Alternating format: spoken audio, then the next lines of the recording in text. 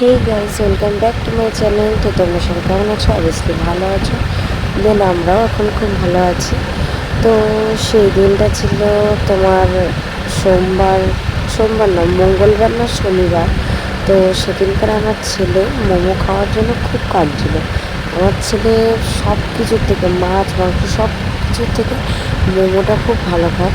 তো সেদিন শনিবার না মঙ্গলবার ছিল, ছেলে আমার খুব কাঁদছিল মোমো খায় বলে। তো সেই দিন হচ্ছে হোলি ছিল, তার জন্য মোমোর কোনো দোকান খোলা ছিল না। সেই বলে আমার শাশুড়ি আর আমার বর ভেজ মোমো বানাতে বসে গেছে। তো এই হচ্ছে মোমো সব কিছু করছে, তোমরা দেখতে থাকো। কিন্তু গাইস, একটা মোমো আমার ছেলে খায়নি, একটা মোমো না। সেদিন পুরো বলতে পারো না খেয়েই ঘুমালো। খানিক খানিক আমিও একটুখানি মানে ওদের সাথে হেল্প করছিলাম।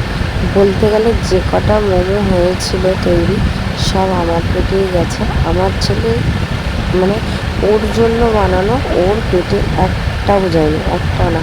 আমার শাশুড়ির কি শরীর খারাপ, ঝিমাচ্ছিল। তো যেই দেখছে এত কাজ যে আর থাকতে পারছে না, পুরো পাক্কা 7টা থেকে পুরো মানে 8টা অবধি পুরো একভাবে ফিরে যাচ্ছে। আর আমার ছেলে যদি একবার জেদ ধরে থামবে না, যারা জানে সব যারা জানে তারা বোঝে। তো লাস্টে ভেজ মোমো বানাতে বসে গেছে। সবার আগে ফার্স্ট হচ্ছে আমার মাই বলেছিল যে ওকে তাহলে বাড়িতে যে 3-4-5টা ভেজ মোমো বানিয়ে দে। তাই বলে হচ্ছে আমার বর আর আমার শাশুড়ি ঝটপট করে মানে তৈরি করেছে। ওই দেখো চাটনি আর ওই যে মোমো, তা কেমন হয়েছে তোমরা বলো। ফার্স্ট টাইম বানালাম আমরা নিজেরা।